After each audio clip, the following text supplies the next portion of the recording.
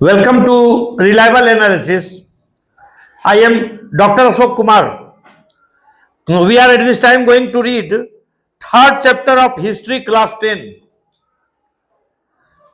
The title of the chapter is The Making of a Global World. The Making of a Global World. इस chapter का ये 5वां class हम लोग का है। अब तक 4 क्लास हो चुका है, जो पिछले 4 वीडियोज के रूप में इस चैनल रिलायबल एनालिसिस पर रिलीज किया जा चुका है। अब आज का ये 5वां और अंतिम क्लास इस चैप्टर का है। जैसा कि हम लोग जानते हैं, ये चैप्टर काफी लेंदी चैप्टर था, काफी बड़ा चैप्टर था, लेकिन इसको काफी सरलता से हम लोगों ने जो है स्टडी किया है, और इस तरह से आज इसका 5वां और अंतिम क्लास है। आप लोग गौर से सुनिए ताकि आपको अच्छी तरह से समझ में आ सके। और ये चैप्टर न सिर्फ आपको 10 क्लास के लिए बल्कि सभी कॉम्पिटिटिव एग्जामिनेशंस के लिए, करंट अफेयर्स के लिए ये कंपलसरी है आज का टॉपिक। तो इस टॉपिक में हम लोग को स्टडी करना है कि rebuilding a world economy, the post war era. तो पोस्ट वॉर एरा यानी हम लोगों ने स्टडी किया था फर्स्ट वर्ल्ड वॉर का। The first world war had been started on 28 जुलाई 1914। 28 जुलाई 1914 ईस्वी को फर्स्ट वर्ल्ड वॉर स्टार्ट हुआ और फर्स्ट वर्ल्ड वॉर समाप्त हुआ 11 नवंबर 1918। 11 नवंबर 1918 को the first world war came to an end. हम लोगों ने इस चैप्टर में यह भी स्टडी किया कि फर्स्ट वर्ल्ड वॉर के खात्मे के बाद पूरे दुनिया में इकोनॉमिक डिप्रेशन का दौर आया, जिसको वर्ल्ड वाइड इकोनॉमिक डिप्रेशन यानी विश्वव्यापी आर्थिक मंदी के नाम से जाना जाता है। वर्ल्ड वाइड इकोनॉमिक डिप्रेशन का ऐसे तो कई कारण था, लेकिन इसका एक प्रमुख कारण यह था कि फर्स्ट वर्ल्ड वॉर एंड हो गया। यानी end of the first world war was a main cause of the world wide economic depression. क्योंकि फर्स्ट वर्ल्ड वॉर जब तक चल रहा था तब तक सब कुछ अच्छा था, इकोनॉमी में बूम था, और फर्स्ट वर्ल्ड वॉर एक बार स्टॉप हो गया तो पूरी इकोनॉमी वर्ल्ड की जो है कोलैप्स हो गई थी। लोगों का इनकम घट गया, जो फैक्ट्रीज वॉर इक्विपमेंट्स बनाते थे वो सब बंद हो गए, कंज्यूमर गुड्स नहीं बिकने लगा क्योंकि लोगों का इनकम कम हो गया था, और इस तरह से एक इकोनॉमिक डिप्रेशन यानी आर्थिक मंदी का एक साइकिल स्टार्ट हुआ पूरे वर्ल्ड में। इसको वर्ल्ड वाइड इकोनॉमिक डिप्रेशन, क्योंकि ये इकोनॉमिक डिप्रेशन अमेरिका से स्टार्ट हुआ और पूरे वर्ल्ड में फैल गया एक्सेप्ट सोवियत यूनियन। सिर्फ सोवियत यूनियन में ये वर्ल्ड वाइड इकोनॉमिक डिप्रेशन नहीं हुआ था, बाकी पूरे वर्ल्ड में हुआ। लेकिन वर्ल्ड वाइड इकोनॉमिक डिप्रेशन, जैसा कि लोग समझ रहे थे कि फर्स्ट वर्ल्ड वॉर का एंड होना इसका कारण है, और इसके कारण से और अन्य कारणों से परिस्थितियां ऐसी बन गई कि 1939 में सेकेंड वर्ल्ड वॉर स्टार्ट हो गया। तो 1 सितंबर 1939 ईस्वी को जर्मनी ने पोलैंड पर आक्रमण किया। 1 सितंबर 1939 ईस्वी को जर्मनी ने पोलैंड पर आक्रमण किया, और इसी के साथ माना जाता है कि सेकेंड वर्ल्ड वॉर स्टार्ट हो गया, क्योंकि इसके 2 दिन के बाद 3 सितंबर 1939 ईस्वी को इंग्लैंड और फ्रांस ने जर्मनी के विरुद्ध युद्ध की घोषणा कर दी, और उसके बाद धीरे धीरे करके डिफरेंट कंट्रीज एक दूसरे गुट में बंटने लगे। सेकेंड वर्ल्ड वॉर में एक तरफ एलाइड कंट्रीज थे, जिसके अंतर्गत इंग्लैंड, फ्रांस, सोवियत यूनियन और बाद में यूनाइटेड स्टेट्स ऑफ अमेरिका इसमें शामिल हुआ था 1944 में। जैसे फर्स्ट वर्ल्ड वॉर में भी आपने देखा कि लास्ट फेज में United States of America first world war में इंटर किया था। फर्स्ट वर्ल्ड वॉर स्टार्ट हुआ था 1914 में, लेकिन अमेरिका कब इंटर किया? 1917 में। सेकेंड वर्ल्ड वॉर में भी ऐसा ही हुआ कि सेकेंड वर्ल्ड वॉर स्टार्ट हुआ 1939 में, लेकिन अमेरिका कब शामिल हुआ? 1944 में। अमेरिका बड़ा एक बिजनेस माइंडेड मुल्क है। शुरू में वॉर में शामिल होकर के अपना डिस्ट्रक्शन नहीं कराना चाहता था अमेरिका, और लास्ट फेज में शामिल हो गया ताकि जब लूट का माल बटेगा तो उसमें मेरा भी हिस्सा हो जाएगा। और इस तरह से 1944 में अमेरिका शामिल हुआ, और 1945 में ये second world war came to an end. Germany, Austria Hungary, Italy, Japan, Turkey, Bulgaria, ये सभी देशों की हार हुई, और इंग्लैंड, फ्रांस, अमेरिका इत्यादि की जीत हुई। England, France, America, Soviet union जिसको आजकल रसा उसका मेन कंट्री माना जाता है, तो ये सब की जीत हुई थी।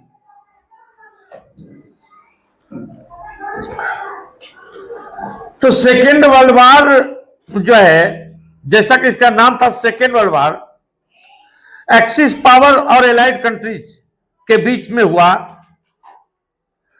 और एक बार फिर से इसको वर्ल्ड वॉर इसलिए कहा गया क्योंकि battles were fought all over the world. पूरे संसार भर में सेकेंड वर्ल्ड वॉर की लड़ाइयां लड़ी गई, इसीलिए इसको वर्ल्ड वॉर कहा गया। मेनी डेडली वेपन्स का प्रयोग लोगों ने किया इस वर्ल्ड वॉर में। तो destruction was enormous. Second world war में लोगों को की जो जनहानि थी वो भयानक थी। फर्स्ट वर्ल्ड वॉर में उन लोगों की जितनी क्षति हुई थी 9 लाख से अधिक लोग मारे गए थे। तो सेकेंड वर्ल्ड वॉर में 60 मिलियन से अधिक लोग मारे गए, जहां फर्स्ट वर्ल्ड वॉर में 90 मिलियन 90 लाख लोग मारे गए थे, यानी लगभग 1 करोड़ के आसपास। वहीं सेकेंड वर्ल्ड वॉर में 60 मिलियन यानी 6 करोड़, यानी फर्स्ट वर्ल्ड वॉर में जहां 1 करोड़ के लगभग लोग मारे गए थे, सेकेंड वर्ल्ड वॉर में 6 करोड़ के लगभग लोग मारे गए थे। तो मारे गए लोगों की संख्या इतनी अधिक थी। फर्स्ट वर्ल्ड वॉर में भी जहां मारे गए सैनिकों की संख्या से ज्यादा असैनिकों की संख्या थी, सिविलियन, वहीं सेकेंड वर्ल्ड वॉर में भी ऐसा ही था। सैनिकों से ज्यादा सिविलियंस लोग मारे गए थे। Total 60 million people second world war में मारे गए। वर्ल्ड का 3% पॉपुलेशन मारा गया। 1939 में जो वर्ल्ड का पॉपुलेशन था, तो 3% वर्ल्ड का पॉपुलेशन सेकेंड वर्ल्ड वॉर में मारा गया। तो इस तरह से फर्स्ट वर्ल्ड वॉर से आप देखते हैं कि काफी तादाद में ज्यादा, यानी फर्स्ट वर्ल्ड वॉर में 90 लाख पीपल मारे गए, और यहां 60 मिलियन यानी 6 करोड़ से अधिक लोग मारे गए। आप यही समझ सकते हैं कि 90 लाख यानी लगभग 1 करोड़, और यहां 6 करोड़, यानी फर्स्ट वर्ल्ड वॉर के गुना में 6 गुना ज्यादा डिस्ट्रक्टिव था सेकेंड वर्ल्ड वॉर। दूसरी तरफ घायल लोगों की संख्या 15 मिलियन से भी ज्यादा थी सेकेंड वर्ल्ड वॉर में, यानी काफी तादाद में लोग घायल हुए थे। शहर के शहर वीरान हो गए, खंडहर बन गए थे। तो डायरेक्टली और indirectly as a result of the war millions more were injured. तो इस तरह से आपने स्टडी किया कि 6 करोड़ से ज्यादा लोग मारे गए और जो है 10 करोड़ से ज्यादा लोग घायल हुए थे इस युद्ध में। तो जैसा कि आपको बतलाया कि इस युद्ध में मारे गए सैनिकों की संख्या से ज्यादा असैनिकों की संख्या थी, यानी सिविलियंस ज्यादा तादाद में लोग मारे गए थे। तो यानी मरने वाले लोग सिर्फ बैटल फील्ड में नहीं मारे गए, बैटल फील्ड के बाहर भी मारे गए, रोग बीमारी से ग्रसित होकर के, कोई घायल होकर के, कोई भूखे रह करके, कोई केमिकल्स के उपयोग के चलते, तो कई प्रकार से लोग मारे गए। कितने लोग एक्सीडेंट में मारे गए। तो most of the deaths took place outside the battlefields. Many more civilians than soldiers died from war-related causes। और ये सेकेंड वर्ल्ड वॉर भी मुख्य रूप से तो यूरोपीय वार था, लेकिन यूरोप के अलावा एशिया, अफ्रीका, ऑस्ट्रेलिया, अमेरिकाज इत्यादि में लड़ाइयां लड़ी गई, यानी पूरा वर्ल्ड में ये युद्ध फैला। तो इसलिए ये युद्ध नहीं था बल्कि महायुद्ध था, यानी ग्रेट वॉर, यानी second world war. Vast parts of Europe and Asia were devastated। कई शहर खंडहर में बदल गए। पूरे सोवियत यूनियन का 25% जो प्रॉपर्टी था वो डैमेज हो गया। सबसे बड़ा सफर रहा था Soviet union second world war का। आप ये समझ सकते हैं कि पूरे सोवियत यूनियन का 25% जो है उसका प्रॉपर्टी सब डैमेज हो गया था सेकेंड वर्ल्ड वॉर में। फाइटर एयरक्राफ्ट का प्रयोग किया गया था और फाइटर एयरक्राफ्ट से शहरों के ऊपर अंधाधुंध बम गिराए गए थे और रिलेंटलेस मीन्स एकदम लगातार और क्रूर ढंग से आर्टिलरी का प्रयोग, टैंक, तोप इत्यादि के गोले छोड़े गए थे और जिसके चलते शहर के शहर बर्बाद हो गए और लोग चींटियों की तरह मरते रहे पूरे वर्ल्ड में। The war caused an immense amount of economic devastation and social disruption। और इस तरह से जितना डिस्ट्रक्शन हुआ सेकेंड वर्ल्ड वॉर में, तो सेकेंड वर्ल्ड वॉर के बाद यह निश्चित था कि इसका रिकंस्ट्रक्शन काफी डिफिकल्ट होगा, बहुत बड़ा चैलेंजिंग वर्क होगा। सेकेंड वर्ल्ड वॉर के बाद रिकंस्ट्रक्शन, जो क्षति हुई उसको पूरा करना। और इस कारण से two crucial influences shaped post-war reconstruction। First was US emergence। देखिए फर्स्ट सेकेंड वर्ल्ड वॉर का कई प्रमुख रिजल्ट हुआ, उसमें से एक रिजल्ट था emergence of United States of America as the super power, as the most powerful country of the world. आपको मालूम है कि अमेरिका के इमरजेंस से पहले दुनिया का सुपर पावर था ब्रिटेन, फ्रांस वगैरह। मोस्ट पावरफुल कंट्री ब्रिटेन और फ्रांस था, लेकिन two world war, first world war और सेकेंड वर्ल्ड वॉर लड़ते लड़ते ब्रिटेन और फ्रांस इकोनॉमिकली और मिलिटरली पूरी तरह से डैमेज हो गए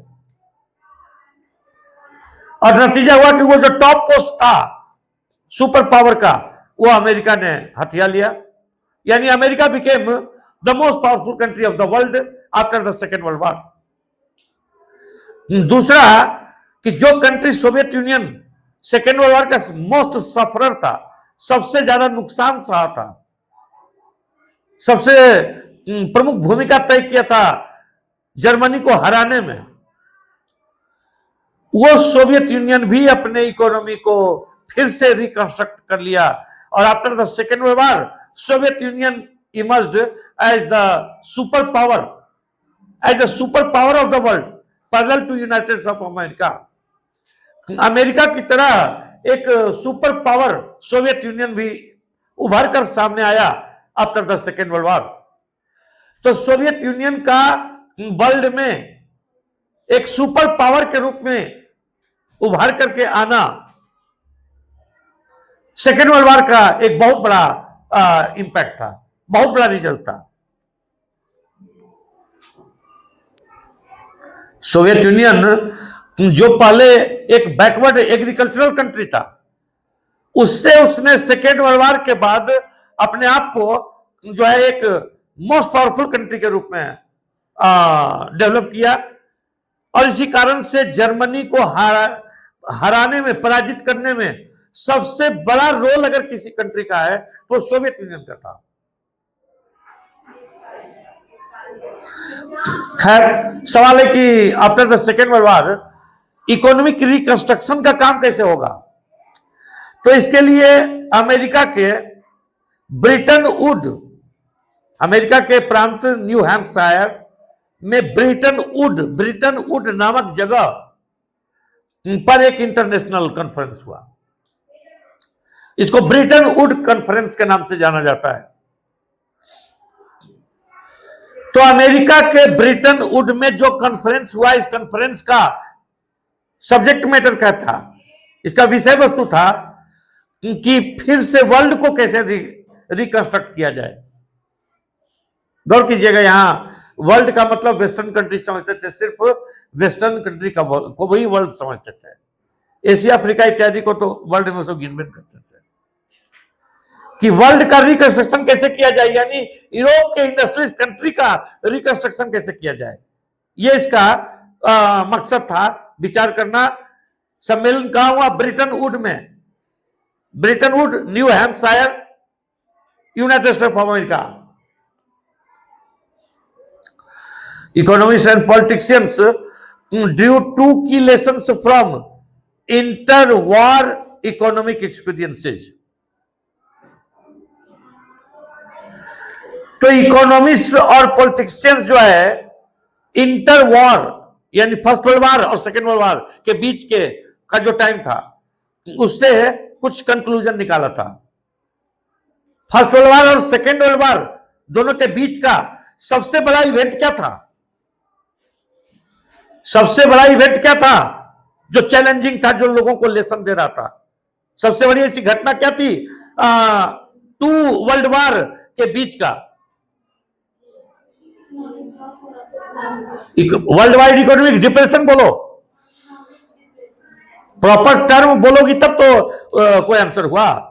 अब वैसे जनरल तुम कहोगे कि मतलब दिल में बात है, मुंह में नहीं आ रहा, तो फिर वो चाय के दुकान वाला टॉक हो गया।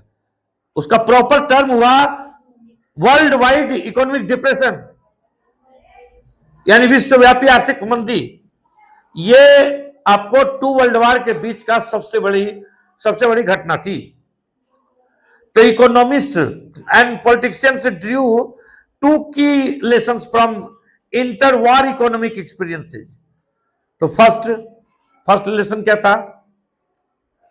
एक मिनट आप फिर से याद कीजिए कि वर्ल्ड वाइड इकोनॉमिक डिप्रेशन हुआ था कैसे। तो हुआ था, पहले अमेरिका में हेनरी फोर्ड ने मास प्रोडक्शन स्टार्ट किया था। मास प्रोडक्शन स्टार्ट किया, कन्वेयर बेल्ट के माध्यम से सबों को एक एक काम करने के लिए दिया गया, वही काम उसको खाली करना था। और नतीजा हुआ कि प्रोडक्शन काफी तेज होने लगा था। याद है ना आप लोग को? जैसे बुक बनना है, तो बुक बनना है तो मान लो कि एक लेबर यहां बैठा हुआ है, तो खाली कवर बना रहा है। एक है तो उसका खाली बीच वाला, ये ऊपर लिखा हुआ ये बना रहा है। एक है तो बीच वाला बना रहा है, एक है तो खाली पेंटिंग जोड़ रहा है। समझ रहे बात को ना? तो कहने का मतलब है कि जब कन्वेयर बेल्ट चलेगा, अगर हम चाहेंगे कि थोड़ा सा आराम करें, सुस्ती करें, अब मेरा काम है कवर लगाना, तो आगे बढ़ जाएगा ना कन्वेयर बेल्ट। यानी कोई भी आदमी रुक नहीं सकता था। यही था मास प्रोडक्शन, असेंबली लाइन के आधार पर मास प्रोडक्शन, इस सिस्टम को कहा गया। हेनरी फोर्ड ने अमेरिका में स्टार्ट किया था असेंबली लाइन के आधार पर मास प्रोडक्शन का काम।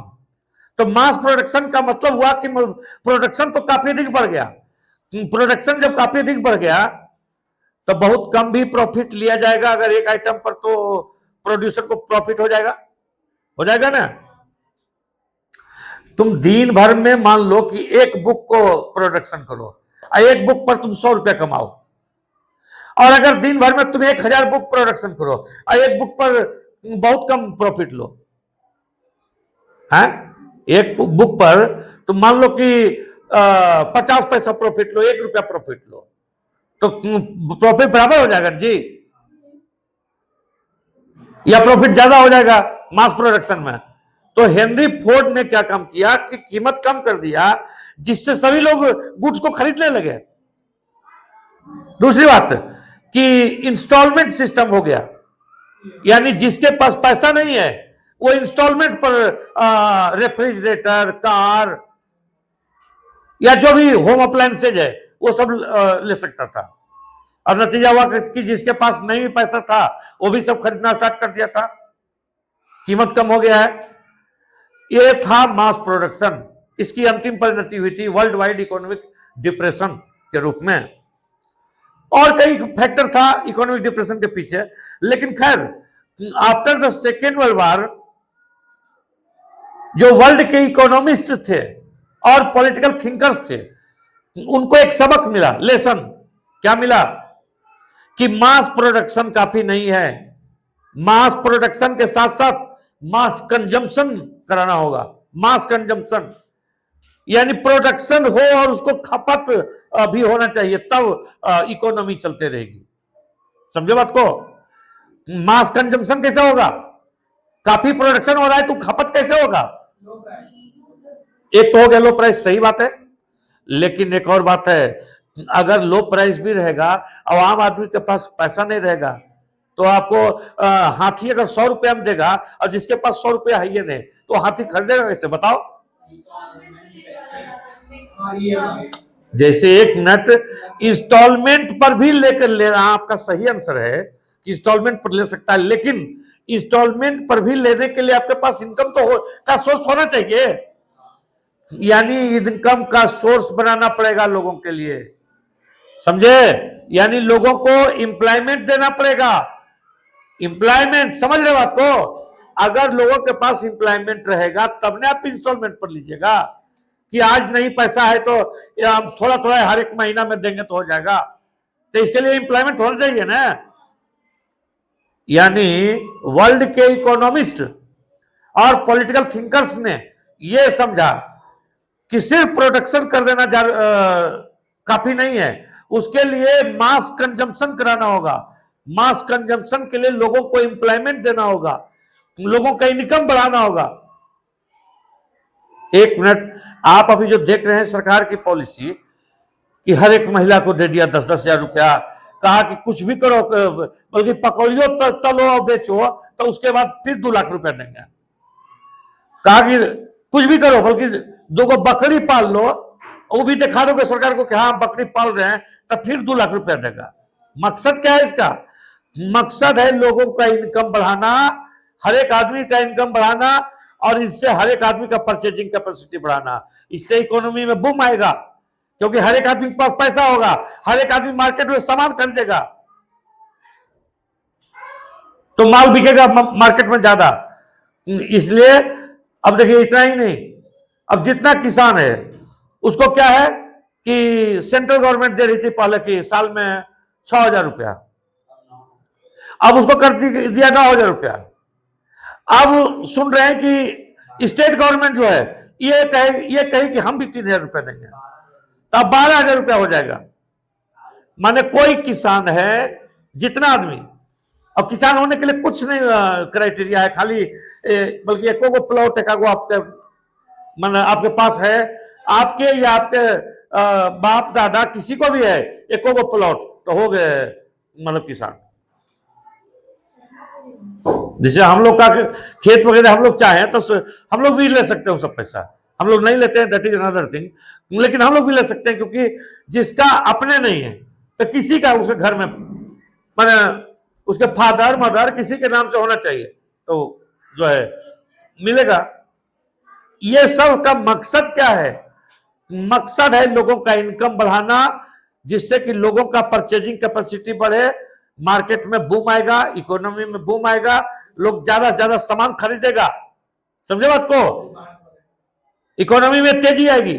इस मकसद से सब किया गया। तो यही वर्ल्ड के इकोनॉमिस्ट ने सोचा कि मास प्रोडक्शन के साथ साथ मास कंजम्पशन का उपाय करना होगा। और मास कंजम्पशन के लिए क्या चीज की जरूरत है? तो हाई एंड स्टेबल इनकम। लोगों का इनकम हाई होना चाहिए और लोगों का इनकम स्टेबल होना चाहिए, एकदम स्थायी रूप से।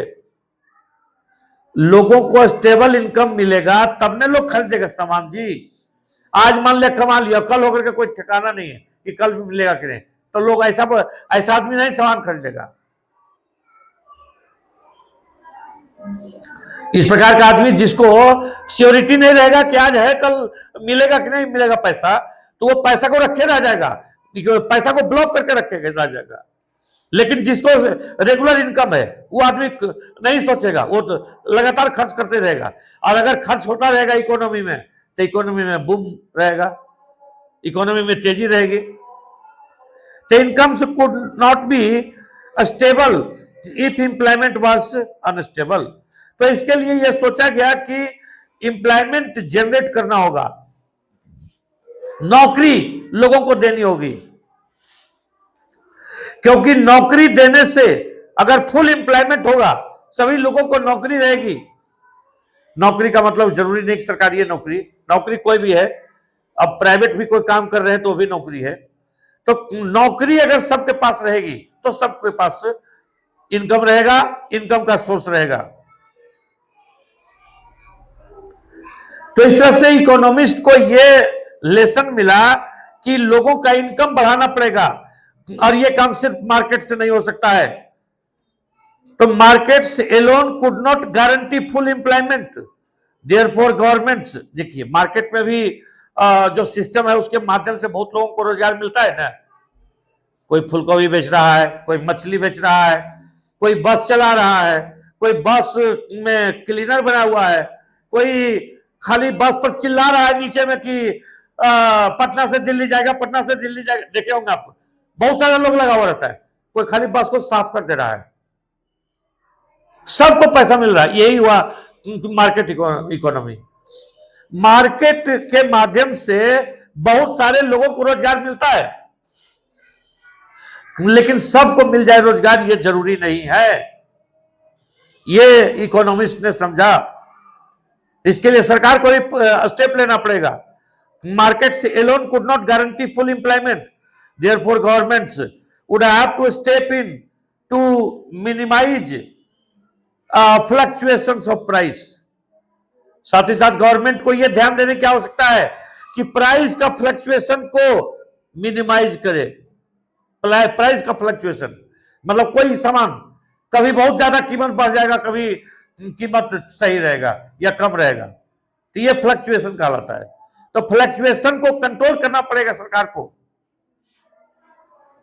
आउटपुट एंड एम्प्लॉयमेंट को सरकार को कंट्रोल करना पड़ेगा। लोगों को अधिक से अधिक एम्प्लॉयमेंट फैसिलिटी होनी चाहिए।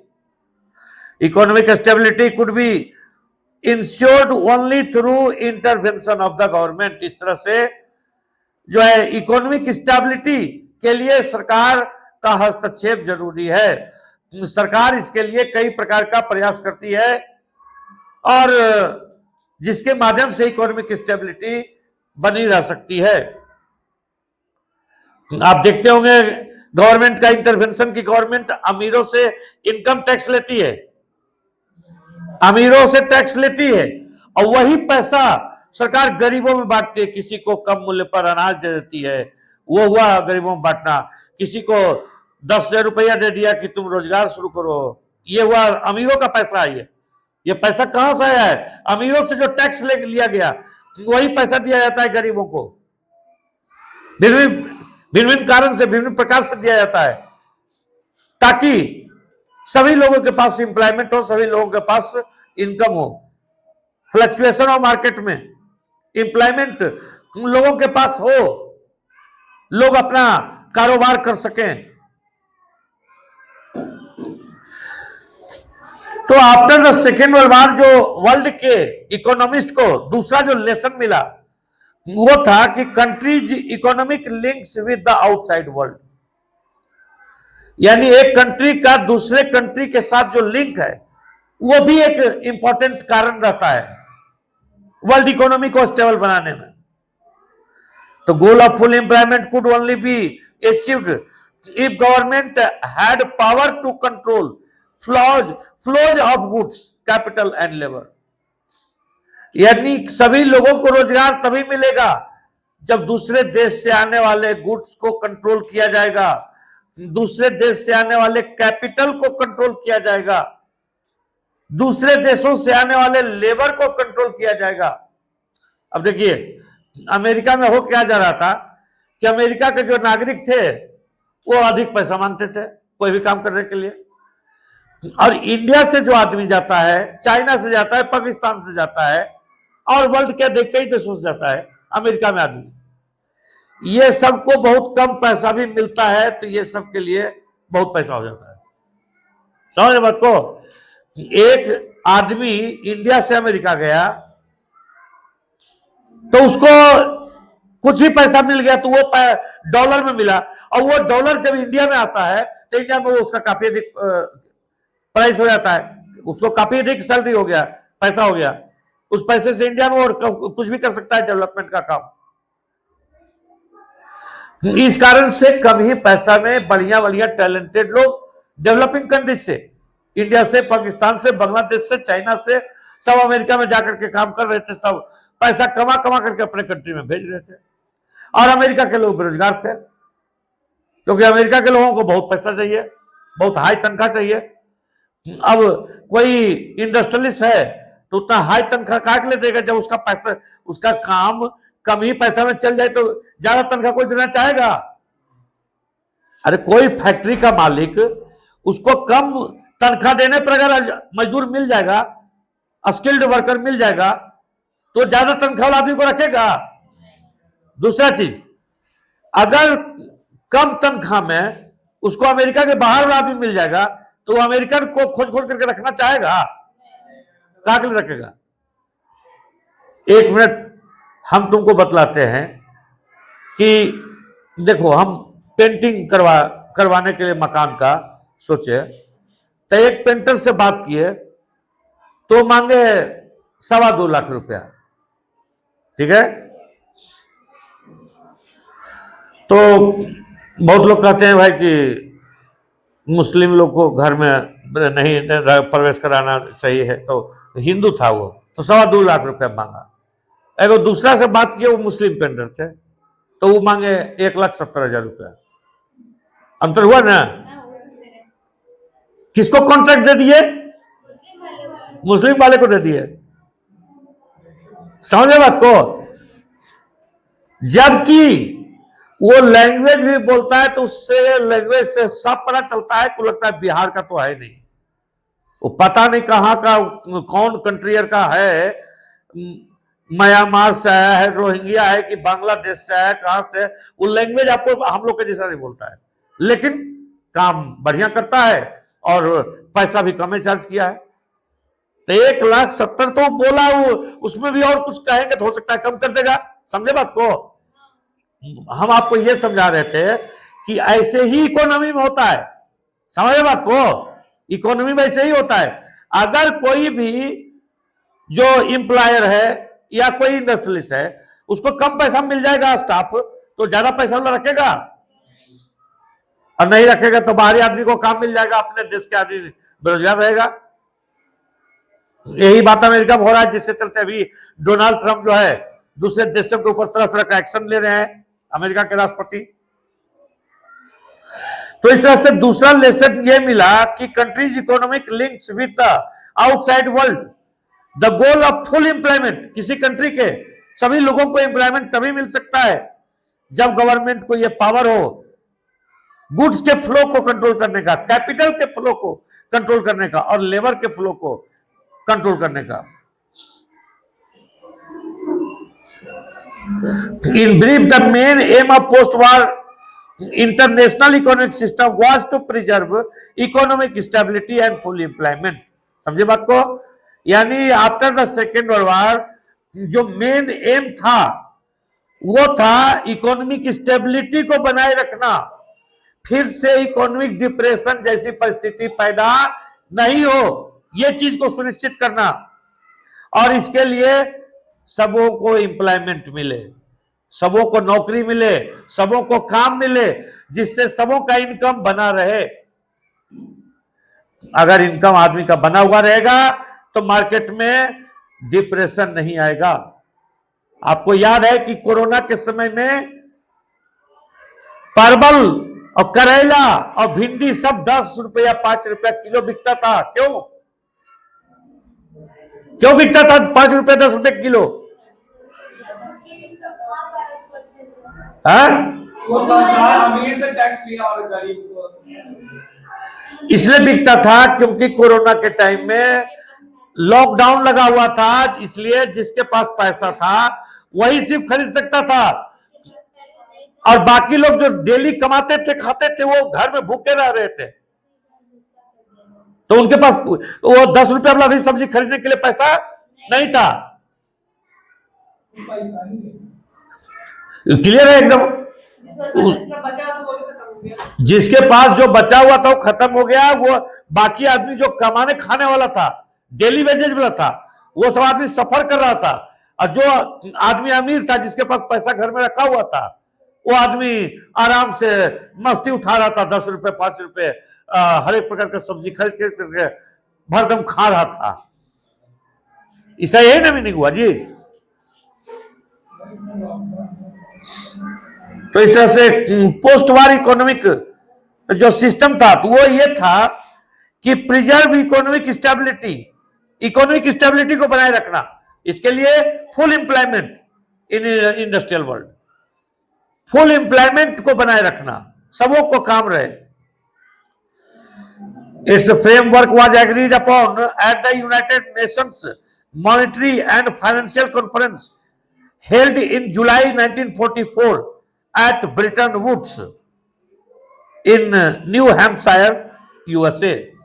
जैसा कि आपको बतलाए, अमेरिका के न्यू हैम्पशायर में ब्रिटन वुड नामक जगह पर एक इंटरनेशनल कॉन्फ्रेंस हुआ। इस कॉन्फ्रेंस का नाम था United Nations monetary and financial conference. 1944 में यह कॉन्फ्रेंस हुआ। ये ब्रिटन वुड नामक जगह पर हुआ, इसलिए इस कॉन्फ्रेंस को ब्रिटन वुड कॉन्फ्रेंस के नाम से भी जाना जाता है। समझे बात को?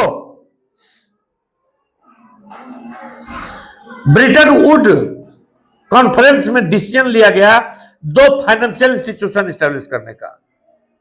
ब्रिटन वुड नामक जगह पर जो इंटरनेशनल कॉन्फ्रेंस हुआ उसमें यह डिसीजन लिया गया कि 2 फाइनेंशियल इंस्टीट्यूशन स्टैब्लिश किया जाए। एक का नाम था आईएमएफ, इंटरनेशनल मॉनेटरी फंड, और दूसरे का नाम था वर्ल्ड बैंक। तो the Bretton Wood conference establishes the International Monetary Fund IMF to deal with external surplus and deficits of its member nations. तो आईएमएफ यह तय करेगी कि एक्सटर्नल सरप्लस नहीं होना चाहिए, और deficits of its member nations. तो ट्रेड में डेफिसिट क्या किस कंट्री का हो रहा है, ये सब यानी इंटरनेशनल ट्रेड को कंट्रोल करने, इकोनॉमिक रिकंस्ट्रक्शन में सहायता करने के मकसद से आईएमएफ का गठन किया गया। ब्रिटन वुड कॉन्फ्रेंस में, ब्रिटन वुड कॉन्फ्रेंस के डिसीजन के अनुसार IMF was established to control external surplus or to control international trade. International Bank for Reconstruction and development का भी इस्टेब्लिशमेंट किया गया ब्रिटन वुड कॉन्फ्रेंस के डिसीजन के आधार पर। क्या नाम था? International Bank for Reconstruction and Development, जिसको वर्ल्ड बैंक कहा जाता है। समझे? तो ब्रिटन वुड का 2 इंस्टीट्यूशंस, ब्रिटन वुड का 2 इंस्टीट्यूशंस, एक आईएमएफ और दूसरा वर्ल्ड बैंक। ये दोनों को ब्रिटन वुड का ट्विन इंस्टीट्यूशन भी कहा जाता है। ट्विन इंस्टीट्यूशन, ट्विन मतलब क्या होता है? जुड़वा। ट्विन का मतलब होता है जुड़वा। एक ही साथ अगर किसी भी फीमेल को पैदा होता है दो बच्चा, तो उसको कहा जाता है ट्विन। समझे? एक ही साथ पैदा होता है तो। ब्रिटन वुड के कॉन्फ्रेंस में एक ही साथ 2 फाइनेंशियल इंस्टीट्यूशन का जन्म हुआ, एक IMF, दूसरा वर्ल्ड बैंक, इसलिए इसको ट्विन कहा जाता है भी। तो इसका रियल नाम है International Bank for Reconstruction and Development, जिसको आमतौर पर लोग वर्ल्ड बैंक कहते हैं। तो was set up to finance post war reconstruction. तो इस तरह से IMF और वर्ल्ड बैंक का इस्टेब्लिशमेंट किया गया, जिससे कि जो इकोनॉमी डिस्टर्ब हो चुकी है, डिस्ट्रॉय हो चुकी है सेकेंड वर्ल्ड वॉर के चलते, तो उसको फिर से रिकंस्ट्रक्ट किया जाए। यानी मेनली यूरोपियन कंट्रीज के लिए, मेनली इंडस्ट्रियलिस्ट कंट्रीज के लिए। यानी IMF और वर्ल्ड बैंक का स्थापना पूरे वर्ल्ड के इकोनॉमिक रिकंस्ट्रक्शन के लिए नहीं किया गया था, यूरोपियन कंट्रीज के रिकंस्ट्रक्शन के लिए किया गया था। क्योंकि यूरोप के लोग हमेशा से यूरोप को ही पूरा वर्ल्ड मानते हैं। अभी भी यही स्थिति है, अभी भी यही स्थिति है यूरोप के लोगों का। यूरोप के लोगों का जो एटीट्यूड है, व्यू है, वो अभी भी नहीं चेंज हुआ है। वो अभी भी कहते हैं कि रूस जो है दुनिया के लिए खतरा है। रूस अगर यूरोप के लिए खतरा है तो उसको लोग कहते हैं कि पूरा दुनिया के लिए खतरा है। इंडिया के फॉरेन मिनिस्टर ने भी कई बार यह बात बोला है कि यूरोप अपने खतरे को पूरा दुनिया का खतरा कहता है। अरे रूस खतरा तुम्हारे लिए है, हम लोग के लिए नहीं है खतरा, हम लोग के लिए तो हेल्पफुल है। तो तुम अपना बात सोचो, तुम अपना बात पूरे दुनिया पर क्या के लिए थोप रहे हो?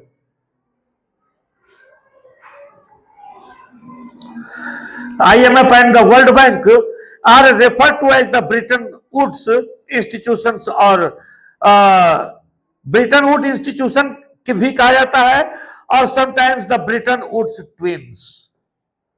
IMF और वर्ल्ड बैंक को ब्रिटन वुड ट्विंस भी कहा जाता है। एक बात याद रखिएगा, ये क्वेश्चन कंपटीशन में भी पूछता है, ब्रिटन वुड ट्विंस से क्या समझते हैं, या कौन सा ऑर्गेनाइजेशन इसमें से ब्रिटन वुड्स ट्विंस है, IMF और वर्ल्ड बैंक। समझे?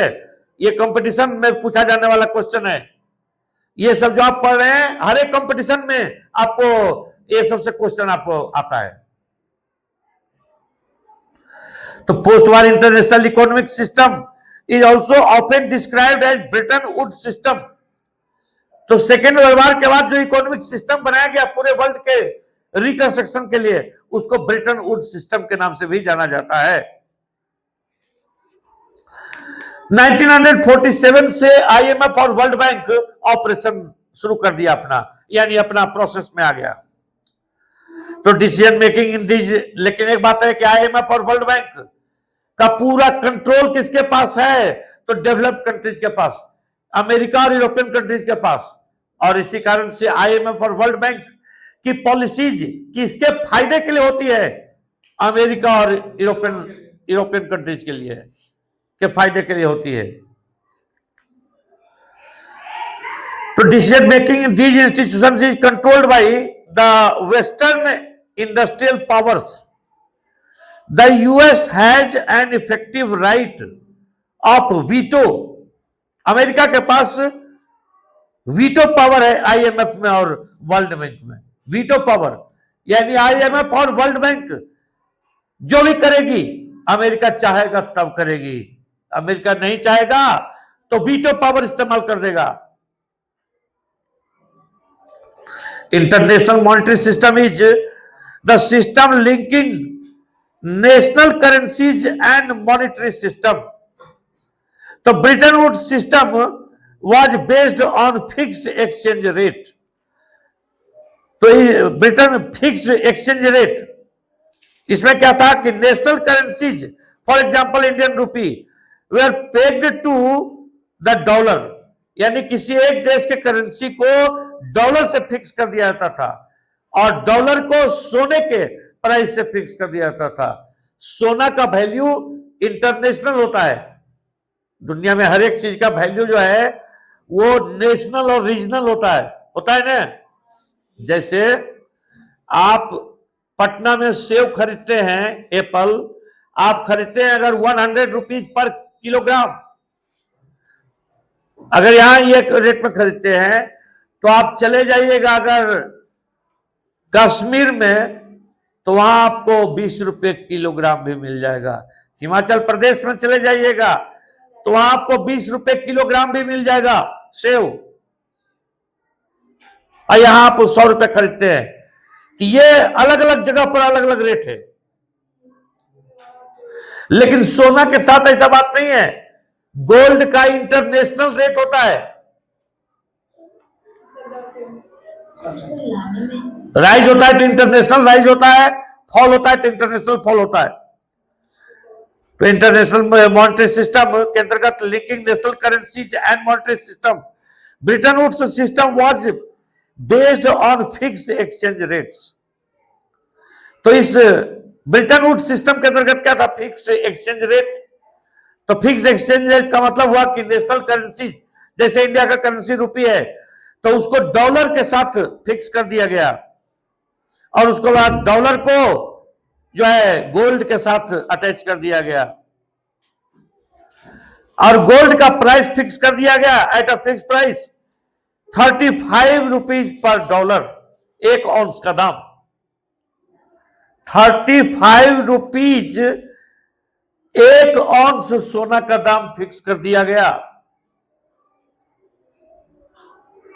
यानी एक ऑन्स सोना का दाम 35 रुपीज, 35 डॉलर। और डॉलर का भाव संसार के अन्य देशों, अमेरिका के डॉलर का रेट संसार के विभिन्न देशों के साथ फिक्स किया गया। लेकिन यह सिस्टम नहीं चल सका। यह सिस्टम जो है आगे चल करके फ्लॉप साबित हुआ, फेल साबित हुआ। खैर, फेल होने से पहले क्या हुआ, सो इसका हम लोग स्टडी करते हैं कि अर्ली पोस्ट वॉर ईयर्स, शुरुआत में क्या हुआ। तो शुरुआत में ब्रिटेन वुड सिस्टम ने काम किया, ब्रिटेन वुड इंस्टीट्यूशन यानी IMF और वर्ल्ड बैंक ने भी काम किया, जिसका नतीजा हुआ कि यूरोपियन इंडस्ट्रीज कंट्रीज में तेजी से इकोनॉमिक रिकंस्ट्रक्शन का काम हुआ, तेजी से इकोनॉमिक डेवलपमेंट का काम हुआ। Britain would system inaugurated an era of unprecedented growth of trade and income for the western industrial Nations. तो इस तरह से ब्रिटेन वुड इंस्टीट्यूशन के चलते ट्रेड का डेवलपमेंट हुआ इंटरनेशनल लेवल पर, और लोगों के ब्रिटेन वुड इंस्टीट्यूशन के पॉलिसी के चलते, यानी ब्रिटेन वुड सिस्टम के चलते लोगों के इनकम में वृद्धि हुई, यानी लोगों को एम्प्लॉयमेंट मिला। लोगों के इनकम में वृद्धि का मतलब होता है लोगों को एम्प्लॉयमेंट मिलना। लोगों को अगर एम्प्लॉयमेंट मिलेगा तो उसका इनकम बढ़ेगा, और इनकम बढ़ने का सीधा मतलब होता है लोगों के परचेजिंग कैपेसिटी से, मार्केट के तेजी से, मार्केट में जो है बूम आता है। तो इस तरह से हम लोगों ने देखा कि ब्रिटेन वुड सिस्टम प्रारंभ में काफी अच्छा काम किया, और इसका रिजल्ट हुआ कि इंटरनेशनल ट्रेड और लोगों के इनकम में वृद्धि हुई। वेस्टर्न इंडस्ट्रियलिस्ट नेशंस और जापान इत्यादि का काफी तेजी से प्रोग्रेस हुआ। जो यूरोपियन इंडस्ट्रियलिस्ट कंट्रीज थे और जापान, ये सब कंट्रीज में काफी डेवलपमेंट हुआ, लोगों के इनकम में वृद्धि हुई। इन सभी कंट्रीज के इकोनॉमिक रिकंस्ट्रक्शन में ब्रिटेन वुड इंस्टीट्यूशंस यानी IMF और वर्ल्ड बैंक से काफी सहूलियत हुई। वर्ल्ड ट्रेड में वृद्धि हुई। World trade grew annually at over 8% between 1950 and 1970। Annual 8% का ग्रोथ हुआ वर्ल्ड ट्रेड में, यानी विश्व व्यापार बढ़ता चला गया। तो वर्ल्ड ट्रेड को प्रमोट करना, ग्रोथ करना ही ब्रिटेन वुड सिस्टम का मकसद था। And income eight nearly 5%, income भी, नेशनल इनकम भी 5% एनुअली बढ़ता चला गया। तो लोगों का इनकम बढ़ता चला जाएगा तो इससे इकोनॉमी में तेजी आएगी, क्योंकि इनकम बढ़ेगा तो लोग तरह तरह का सामान खरीदेंगे, कंजम्पशन करेंगे। इनकम का संबंध है कंजम्पशन से, उपभोग, कंजम्पशन मतलब उपभोग। तो इनकम का संबंध है कंजम्पशन से। कंजम्पशन अधिक होगा, सामान जब अधिक मार्केट में खपत होगा तो इकोनॉमी में तेजी आएगी, फैक्ट्री दिन रात चलेगा। तो इस तरह से ब्रिटेन वुड का सिस्टम आरंभ में काफी अच्छा काम किया। तो growth was also mostly stable, growth भी स्टेबल था विदाउट लार्ज फ्लक्चुएशंस, उसमें फ्लक्चुएशन भी नहीं था। For much of this period the unemployment rate for example average less than 5%। Unemployment पर भी कंट्रोल रहा, 5% से कम ही अनएम्प्लॉयमेंट रहा इंडस्ट्रियलिस्ट नेशन में। तो दीज डिकेड्स ऑल्सो सॉ, यानी 1950 से लेकर के 70 तक का ये आप अभी स्टडी कर रहे हैं। तो world wide spread of technology and enterprise, technology का और इंटरप्राइज का स्प्रेड हुआ, क्योंकि इंडस्ट्रियलिस्ट जिनके पास कैपिटल था वो कैपिटल वहां इन्वेस्ट करना चाहते थे जहां चीप लेबरर मिल जाए, जहां चीप प्रोडक्शन हो। इसी कारण से कई कैपिटलिस्ट ने चाइना में आकर के अपना कैपिटल इन्वेस्टमेंट किया, चाइना में आकर के कैपिटल इन्वेस्टमेंट किया, क्योंकि चाइना में चीप लेबरर था, चाइना में चीप प्रोडक्शन का फैसिलिटी था। तो इंडस्ट्रियलिस्ट को अगर प्रोडक्शन में कॉस्ट कम लगेगा तो उसका प्रॉफिट अधिक हो जाएगा ना। अगर अमेरिका और यूरोपियन कंट्रीज जो हाईली इंडस्ट्रियलाइज्ड कंट्री है वहां पर प्रोडक्शन करेगा तो प्रोडक्शन का कॉस्ट काफी अधिक हो जाएगा। लेकिन डेवलपिंग कंट्रीज में, बैकवर्ड कंट्रीज में आकर के प्रोडक्शन करेगा तो प्रोडक्शन का कॉस्ट काफी कम होगा। ठीक है, आप इसको लोकल लेवल पर भी समझ सकते हैं। एक यहां पर स्कूल को चलाना कम कॉस्ट का काम है, एक स्कूल आपको बोरिंग रोड में चलाना, बेली रोड पर चलाना ज्यादा कॉस्टली है ना जी। इसीलिए यहां पर फी भी कम होता है स्टूडेंट का और वहां फी काफी अधिक रहता है, यहां से 5 गुना ज्यादा फीस रहता है, क्योंकि वहां सब कुछ महंगा मिलता है। Developing countries were in a hurry to catch up with the advance industrial countries. Developing countries जो सेकेंड वर्ल्ड वॉर के बाद स्वतंत्र हुए थे, एशिया, अफ्रीका इत्यादि के जो देश स्वतंत्र हुए थे, वो तेजी से टेक्नोलॉजी अपनाना चाहते थे, डेवलप्ड टेक्नोलॉजी, न्यू टेक्नोलॉजी, और डेवलप्ड कंट्रीज का बराबरी करना चाहते थे। तो इस तरह से दे invested vast amount of capital importing industrial plants and equipment featuring modern technology. तो इस तरह से जो न्यूली इंडिपेंडेंट कंट्रीज थे ऑफ एशिया एंड अफ्रीका, ये सभी डेवलपमेंट के लिए अपना अमाउंट इन्वेस्ट करना चाहते थे, नई न्यू टेक्नोलॉजी लेना चाहते थे इंडस्ट्रियलिस्ट कंट्रीज से, यूरोपियन कंट्रीज से। लेकिन जो बात हम आपको जिक्र कर रहे थे कि सेकेंड वर्ल्ड वॉर के बाद एशिया और अफ्रीका के लगभग सभी देश स्वतंत्र हो गए। एशिया एंड अफ्रीका के कंट्रीज के ऊपर यूरोपियन इंडस्ट्रियलिस्ट कंट्रीज का, इंपीरियलिस्ट कंट्रीज का कब्जा था, शासन था। लेकिन after the second world war different Asian and African countries got independence. तो अब इकोनॉमिक रिकंस्ट्रक्शन का काम सिर्फ यूरोपियन इंडस्ट्रीज कंट्रीज का नहीं रह गया, एशियन एंड अफ्रीकन जो न्यूली इंडिपेंडेंट कंट्रीज थे, तो न्यूली इंडिपेंडेंट कंट्रीज का भी इकोनॉमिक रिकंस्ट्रक्शन का काम था। यह भी ब्रिटेन वुड इंस्टीट्यूशंस के सामने चैलेंज था, यानी वर्ल्ड बैंक और आईएमएफ का यह भी काम था।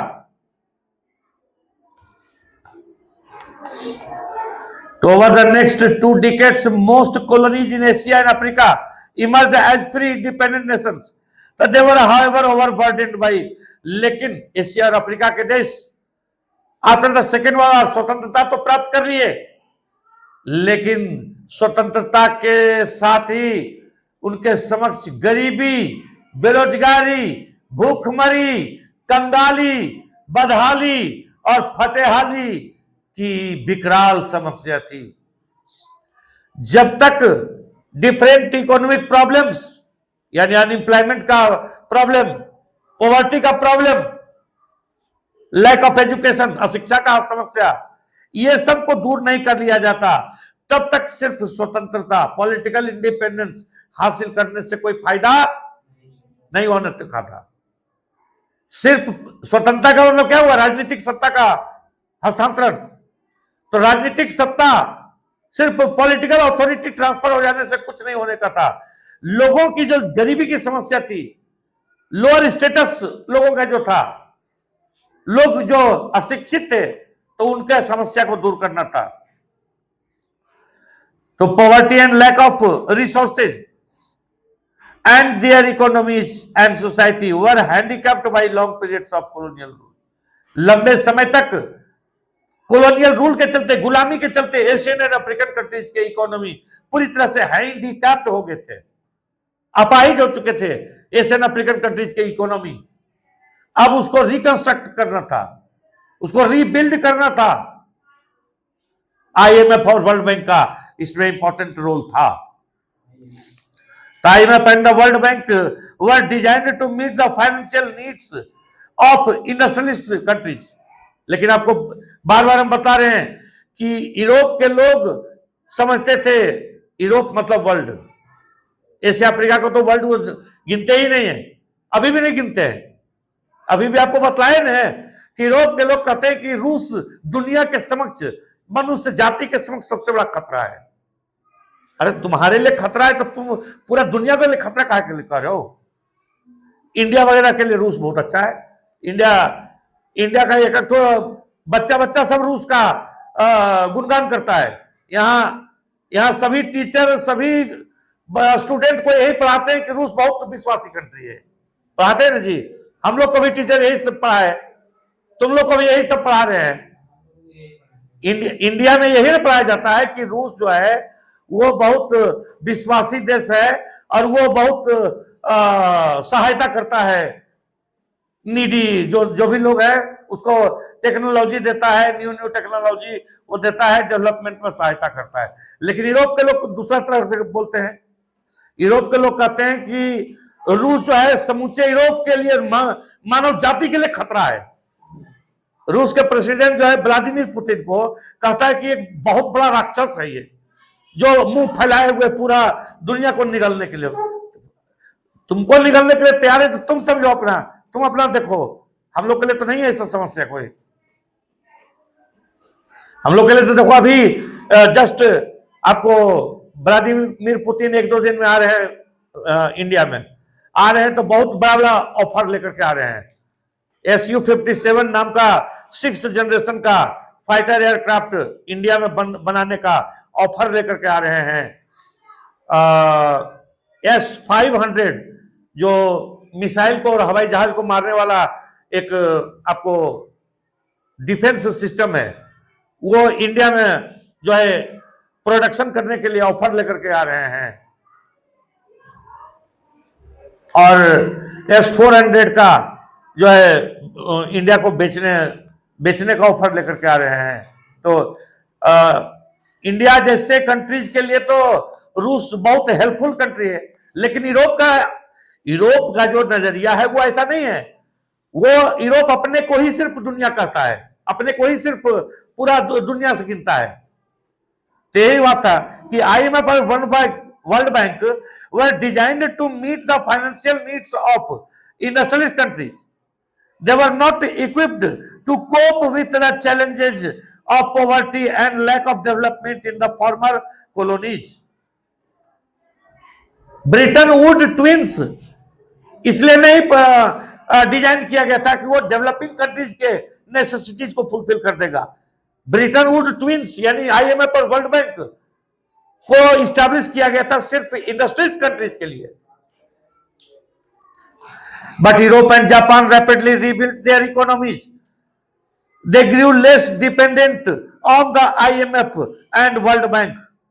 Thus, from 1950s, the Bretton Woods institutions began to shift their attention more towards developing countries. तो चूंकि ब्रिटेन वुड इंस्टीट्यूशंस यानी IMF और वर्ल्ड बैंक के कारण से यूरोप के जो डिफरेंट इंडस्ट्रियलिस्ट कंट्रीज थे, ब्रिटेन, फ्रांस, इटली, जर्मनी इत्यादि, ये सब का इकोनॉमिक रिकंस्ट्रक्शन हुआ, बहुत तेजी से हुआ। और इस कारण से जब after the second world war Asia और अफ्रीका के कंट्रीज इंडिपेंडेंस हासिल किए, तो ब्रिटेन वुड इंस्टीट्यूशंस के पास, यानी आईएमएफ और वर्ल्ड बैंक के पास मौका मिल गया डेवलपिंग कंट्रीज की तरफ ध्यान देने का, क्योंकि डेवलप कंट्रीज की जरूरतें लगभग पूरी हो गई, उनका इकोनॉमिक रिकंस्ट्रक्शन का काम लगभग पूरा हो गया।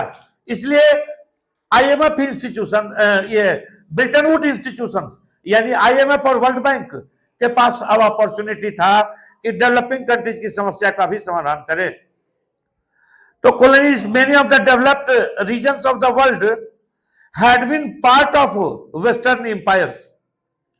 So now, ironically, as newly independent countries facing urgent pressure to lift their populations out of poverty, so they came under the guidance of international agencies dominated by former colonial powers. चूंकि Asian and African country जो newly independent थे, जिनको नया नया स्वतंत्रता मिला था, Asia और अफ्रीका के देशों को, जिनके समक्ष गरीबी, बेरोजगारी, भूखमरी, कंगाली, बदहाली, फटेहाली की विकराल समस्या खड़ी थी, और उन समस्याओं को बिना सॉल्व किए हुए स्वतंत्रता का कोई मीनिंग नहीं था, स्वतंत्रता का कोई फायदा था। जब तक ये सभी समस्याएं सॉल्व नहीं हो जाएगी, तब तक स्वतंत्रता का क्या फायदा है। और ये इन समस्याओं का, इकोनॉमिक प्रॉब्लम्स का सॉल्यूशन कैसे संभव था? फाइनेंशियल असिस्टेंस से था ना। गरीबी को दूर करने के लिए कोई बड़ा इंडस्ट्रियलाइजेशन करना पड़ेगा, लोगों को रोजगार देना पड़ेगा, लोगों को काम में लगाना पड़ेगा, तो पैसा की जरूरत है ना इसमें। ये पैसा कौन दे सकता है? आईएमएफ और वर्ल्ड बैंक दे सकती है। आईएमएफ और वर्ल्ड बैंक से गया डेवलपिंग कंट्रीज लोन मांगने के लिए, इकोनॉमिक असिस्टेंस मांगने के लिए। आईएमएफ और वर्ल्ड बैंक के ऊपर कब्जा किसका था? अमेरिका का और यूरोपियन कंट्रीज का। समझे बात को? अमेरिका और यूरोप जो पहले एशिया और अफ्रीका के देशों पर शासन करते थे, उन्हीं देशों का कब्जा था आईएमएफ और वर्ल्ड बैंक के ऊपर। यही आईएमएफ और वर्ल्ड बैंक से फाइनेंशियल असिस्टेंस मांगने के लिए जो है डेवलपिंग कंट्रीज के लोग after the second world war जाते थे, और या जाते हैं भी। और नतीजा होता है कि आईएमएफ और वर्ल्ड बैंक का मास्टर है अमेरिका और यूरोपियन कंट्रीज। वो आईएमएफ और वर्ल्ड बैंक के माध्यम से, यानी ब्रिटेन वुड इंस्टीट्यूशंस के माध्यम से, फिर से एक नए सिरे से डेवलपिंग कंट्रीज के ऊपर अपना कंट्रोल स्टैब्लिश करने का काम कर रहे हैं। समझे बात को? डेवलपिंग कंट्रीज के मिनरल्स को एक्सप्लॉइट करने के लिए आईएमएफ और वर्ल्ड बैंक को एक हथियार के रूप में इस्तेमाल कर रहे हैं। समझे बात को? जैसे लोन लेने के लिए कोई गया डेवलपिंग कंट्री आईएमएफ के पास या वर्ल्ड बैंक के पास किसी इकोनॉमिक रिकंस्ट्रक्शन के लिए कोई प्रोजेक्ट लेकर के गया, तो वहां जो आईएमएफ और वर्ल्ड बैंक के ऊपर जो डोमिनेंस बनाए हुए हैं अमेरिका और यूरोपियन कंट्रीज, वो डेवलपिंग कंट्रीज को कहते हैं कि तुम अपना पॉलिसी ऐसा चेंज करो जिससे हमको फायदा हो। यानी घुमा फिरा करके स्वतंत्र तो हो गया है एशिया और अफ्रीका के देश, लेकिन पूरी तौर पर अमेरिका और यूरोपियन इंडस्ट्रियलिस्ट कंट्रीज के चंगुल से बाहर नहीं निकल सका है, क्योंकि पैसा लेना है अगर इकोनॉमिक असिस्टेंस के लिए, इकोनॉमिक डेवलपमेंट के लिए अगर फंड लेना है, तो फिर जाना पड़ेगा आईएमएफ वर्ल्ड बैंक के पास। आईएमएफ वर्ल्ड बैंक के ऊपर उन्हीं देशों का कब्जा है जिन देशों ने एशिया अफ्रीका के देशों के ऊपर शासन किया था। समझे बात को? अरे समझा? जिससे स्वतंत्र हो गया उसी का कब्जा फिर आईएमएफ और वर्ल्ड बैंक पर है, यानी यूरोपियन कंट्रीज का, अमेरिका का।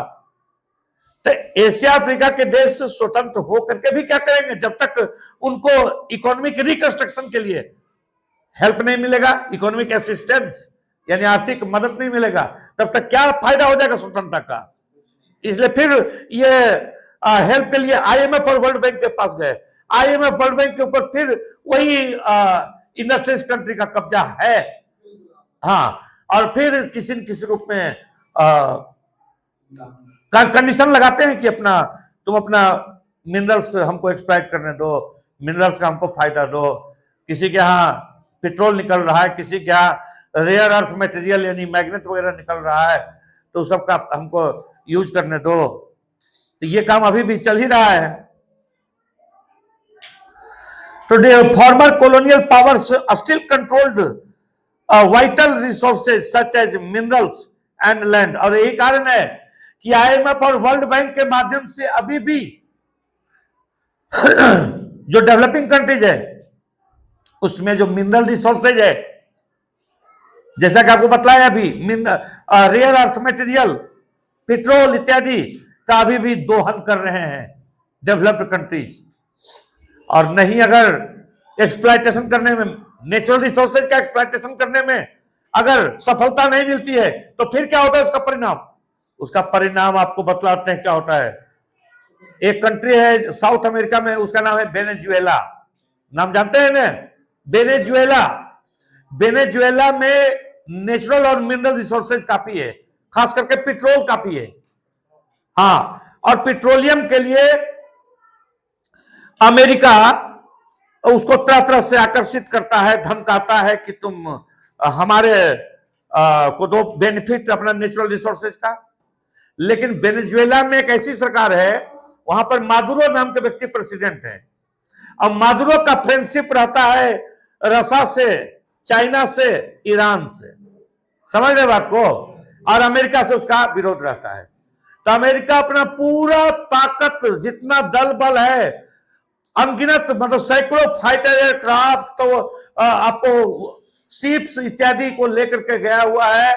आपको 50,000 सैनिकों से वेनेजुएला को घेरे हुए है, चार तरफ से क्या अटैक कर देंगे और मादुरो को मार डालेंगे, और वहां पर अपना एक कठपुतली सरकार, एक पपेट गवर्नमेंट वेनेजुएला में स्टैब्लिश कर लेंगे, और वो पपेट गवर्नमेंट स्टैब्लिश करके वहां का नेचुरल और मिनरल रिसोर्सेज को एक्सप्लॉइट करेंगे। समझ रहे बात को? अब वेनेजुएला का जो मादुरो है प्रेसिडेंट, उसको सपोर्ट प्राप्त है रूस का, पुतिन का वो आशीर्वाद हासिल किए हुए है, और चाइना का भी आशीर्वाद उसको है, आपको ईरान का आशीर्वाद है। और नतीजा है कि अमेरिका को डर भी लगता है कि अगर अटैक करेंगे तो पता नहीं हम इसी में फंस जाएंगे। अटैक कर रहे हैं, इसी में लड़ते रहे तो उसको तो बर्बाद करेंगे, अपने भी बर्बाद हो जाएंगे ना। इसीलिए अमेरिका न तो अटैक कर रहा है, न कुछ, जो घेरे हुए था। और ये कई महीने से चल रहा है ब्लॉकेज, चार तरफ से घेरे हुए, लेकिन अटैक कर नहीं रहा है। तो इस तरह से जो डेवलपिंग कंट्रीज है उसके रिसोर्सेज को एक्सप्लॉइट करने के लिए डेवलप्ड कंट्रीज अभी भी ब्रिटेन वुड इंस्टीट्यूशन का प्रयोग कर रहे हैं। नहीं तो फिर अंतों इंटरनेशनल लॉ को ताक पर रख करके जिसकी लाठी उसकी भैंस, यानी माइट इज राइट वाली कहावत को चरितार्थ कर देते हैं, जिसका अभी आपको एग्जांपल वेनेजुएला का केस आपको बतला रहे थे। लेकिन रिसोर्सेज को एक्सप्लॉइट करने के लिए जो है नाम कुछ दूसरा लगाते हैं। जैसे अमेरिका ये कह करके नहीं अटैक करना चाहता है वेनेजुएला पर कि हमको रिसोर्सेज नहीं मिल रहा है, तुम फ्रेंडशिप रखे हुए हो रसा के साथ, चाइना के साथ। वो कहता क्या है कि ड्रग कार्टेल है, यानी ड्रग का व्यापारी है ये सब, से उसके ऊपर हम हमला करेंगे। और वहां का प्रेसिडेंट को ही कहता है कि ड्रग कार्टेल का ये सबसे बड़ा हेड है, यानी ड्रग का बिजनेस करता है ये। तो इस तरह से large corporations of other powerful countries, for example the US also often manage to secure rights to exploit developing countries' natural resources very cheaply. At the same time, most developing countries did not benefit from the fast growth of Western economies experienced in 1950s and 1960s. Therefore, they organized themselves to a Group 77 to demand a new international economic order. So by the new international economic order, they meant a system that would give them real control over their natural resources, तो इस तरह से developing countries ने G77 यानी group 77 non aligned movement जैसे organisation को establish कर लिया है, जिसके माध्यम से वो डेवलप्ड कंट्रीज के साथ फाइट करते हैं कि डेवलप्ड कंट्रीज हमें हमारे नेचुरल रिसोर्सेज को, मिनरल रिसोर्सेज को एक्सप्लॉइट करता है और हमें न्यू टेक्नोलॉजी से वंचित रखता है। अमेरिका का सबसे बड़ा रहता है भारत के साथ, इंडिया के साथ सबसे बड़ा उसका ग्रीवांस, उसकी पीड़ा यही है कि इंडिया रूस के साथ का फ्रेंडशिप रखता है। उसको लगता है कि हमारे साथ क्यों नहीं रखता है इंडिया फ्रेंडशिप। रूस जो है, अभी बतलाया आपको कि देखिए पुतिन आ रहे हैं 1-2 दिन में, तो रूस अपना most developed fighter aircraft Su-57 उसका नाम है, उसको भारत में प्रोड्यूस करने का ऑफर लेकर के आ रहे हैं। दुनिया का सबसे बढ़िया एयर डिफेंस सिस्टम है S-500, जो अभी तक दुनिया में कहीं नहीं है। वो 500 किलोमीटर दूर से, जैसे कोई मिसाइल आपको यहां से 500 किलोमीटर दूर से अगर वो चलने के लिए सोच रहा है, तैयारी कर रहा है कि हम इंडिया पर अटैक करेंगे, तो उसमें ये ताकत है कि यहीं से वो लॉन्च होकर के वहीं पर जाकर के वो डिस्ट्रॉय कर देता है। आप लोग ऑपरेशन सिंदूर आप लोग सुने थे, जिसमें कि इंडिया ने पाकिस्तान के ऊपर कार्रवाई किया था। तो उसमें पाकिस्तान जो है इंडिया के ऊपर अटैक करने के लिए कई मिसाइल और फाइटर एयरक्राफ्ट तैयार किया, लेकिन सबको रूस का ही दिया हुआ S-400 नाम का एयर डिफेंस सिस्टम था, उसने पाकिस्तान में ही मार डाला। जैसे ही वो पाकिस्तान का फाइटर एयरक्राफ्ट तैयारी करता था कि इंडिया में जाकर के अटैक करेंगे, जैसे ही तैयार करता था उसका रडार बताता था उसको यहीं से ये लॉन्च किया, और वो वहां जाकर के उसको, अभी वो लॉन्च भी नहीं हुआ, वहीं पर जाकर के उसको वो डिस्ट्रॉय कर देता था। पाकिस्तान का करीब 5 फाइटर एयरक्राफ्ट को, जो कि अभी फ्लाइट करने के ये में था, प्रिपरेशन में था कि अटैक करेंगे, लेकिन उसको वहीं पर जाकर के डिस्ट्रॉय कर दिया। S-400 नाम का सिस्टम उससे भी ज्यादा डेवलप है S-500, जिसका ऑफर लेकर के पुतिन आ रहे हैं। तो कहने का मतलब है कि डेवलपिंग कंट्रीज का डिमांड है कि हमको डेवलप्ड कंट्रीज न्यू टेक्नोलॉजी दे, हमारे रिसोर्सेज को एक्सप्लॉइट नहीं करे। लेकिन डेवलप अमेरिका कहता है कि, इंडिया कहता है कि हमको मुफ्त में टेक्नोलॉजी दे दो, मखौल उड़ाता है। अभी अमेरिका का प्रेसिडेंट जो है डोनाल्ड ट्रंप से भी इंडिया ने मांगा था कि आप अपना टेक्नोलॉजी कुछ दीजिए, तब मखौल उड़ाया इंडिया का और इंडिया का प्राइम मिनिस्टर नरेंद्र मोदी का मखौल उड़ाया कि कहता है टेक्नोलॉजी, मतलब उसके कहने का मतलब है कि हम कहा कि मुफ्त में तुमको दे देंगे। समझ रहे हैं बात को कि तुमको खरीदना है तो सामान खरीदो, टेक्नोलॉजी क्या के लिए दे देंगे। लेकिन दूसरा तो देखिए रूस है, वो कह रहा है कि सामान लो, टेक्नोलॉजी ले लो, अपने भविष्य में प्रोडक्शन करो। इंडिया का जो आप देखते हैं मिसाइल ब्रह्मोस, किसका दिया हुआ है? सब रूस का दिया हुआ है।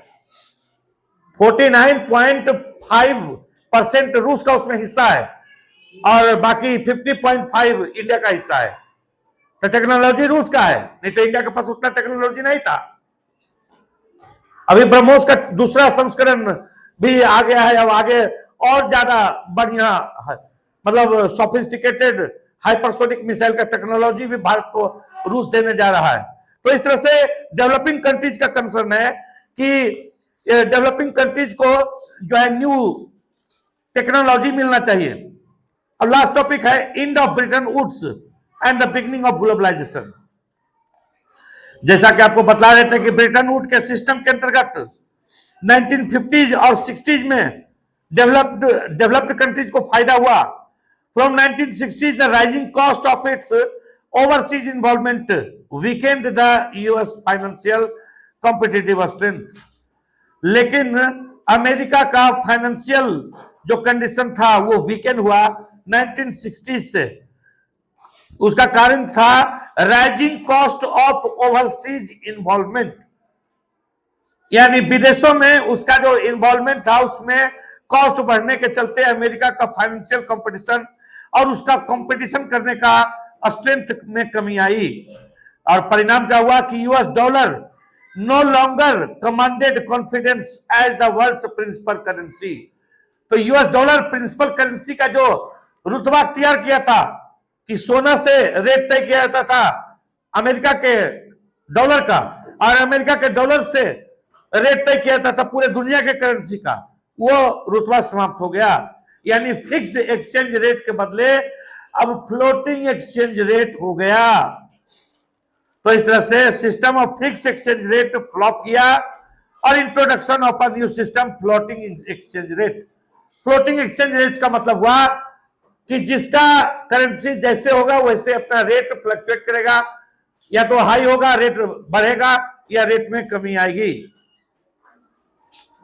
तो from mid 1970s international financial system also changed in important ways. Earlier developing countries could turn to international institutions for loans and development assistance, but now they were forced to borrow. अब देखिए पहले 1970 से क्या हुआ कि पहले developing countries loan के लिए और फाइनेंशियल इंस्टीट्यूशन के लिए जाते थे आईएमएफ और वर्ल्ड बैंक के पास। इसके बाद 1970 से एक्सचेंज आया कि they were forced to borrow from western commercial banks. Developing countries को कहा गया कि आप वेस्टर्न कॉमर्शियल बैंक से लोन लीजिए और प्राइवेट लेंडिंग इंस्टीट्यूशन से लोन लीजिए ताकि वेस्टर्न कंट्रीज को फायदा हो सके।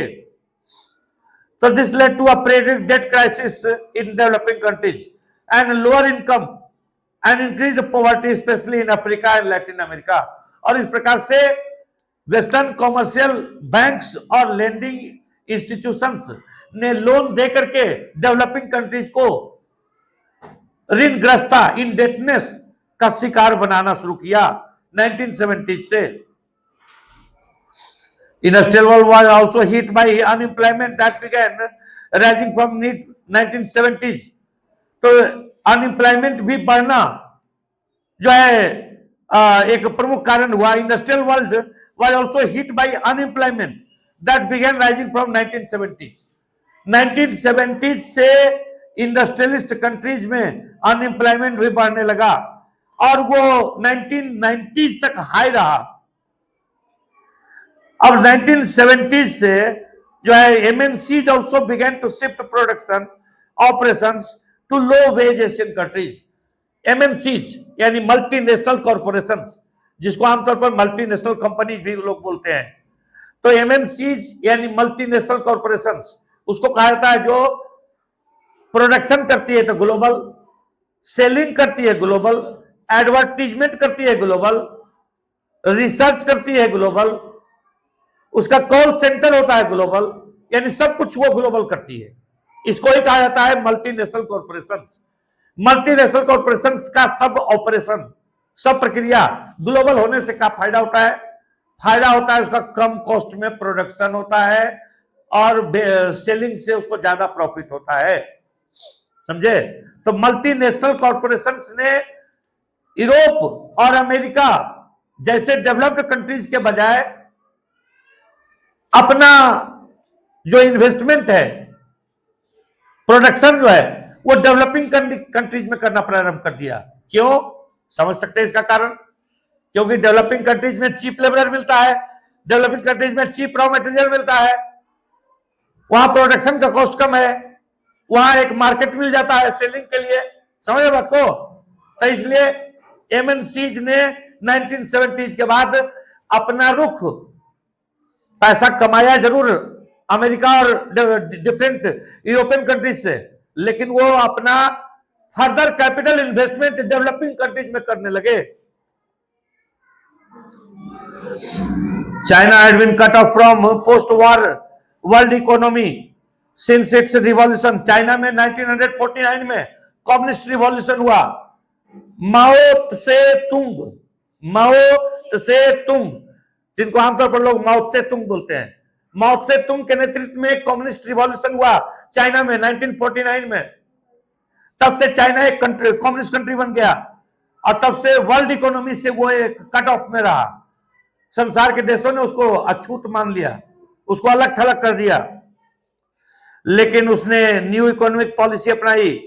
New economic policy in China and the collapse of Soviet union. दूसरा कि 1991 में सोवियत यूनियन का डाउनफॉल हो गया, कोलैप्स कर गया। एक सोवियत यूनियन जो सुपर पावर था वो 14 स्वतंत्र देशों में बट गया। अमेरिका कहते हैं रसा उसका सबसे मेन देश हुआ सोवियत यूनियन का। तो रसा के अतिरिक्त मतलब 13 अन्य कंट्री में डिवाइड हो गया, 14 स्वतंत्र देशों में बट गया। तो रसा, Belarus, Ukraine, Tajikistan, Kazakhstan, Kyrgyzstan, Uzbekistan, Turkmenistan, Latvia, Lithuania, Estonia, Moldova, Georgia, ये सभी जो कंट्रीज थे सभी एक साथ थे पहले और सोवियत यूनियन के नाम से जाने जाते थे। लेकिन 1991 में ये डिक्लाइन कर गया और इससे रूस सुपर पावर के रूप में निकल करके आया और बाकी सभी कंट्रीज अलग हो गए। तो इस तरह से ये एक तो चाइना का न्यू इकोनॉमिक पॉलिसी अपना लिया, दूसरा कि सोवियत यूनियन का डिक्लाइन हो गया। तो eastern Europe brought many countries back into the fold of the world economy. तो wages were regularly low in countries like China. तो चाइना में चूंकि वेजेज यानी मजदूरी कम थी, इस कारण से एमएनसीज का फेवरेट डेस्टिनेशन बन गया, हॉट डेस्टिनेशन बन गया चाइना। एमएनसीज अपना कैपिटल इन्वेस्टमेंट करना शुरू कर दिया चाइना में। यही कारण है कि आज चाइना वर्ल्ड का दूसरा प्रमुख शक्ति बन गया है, सेकेंड मोस्ट पावरफुल कंट्री बन गया है। अमेरिका के बाद चाइना बन गया है सुपर पावर, क्योंकि एमएनसीज ने चाइना में पॉपुलेशन अधिक होने के चलते और लेबर रेट कम होने के चलते एमएनसीज ने वहां आकर के अपना कैपिटल इन्वेस्टमेंट किया।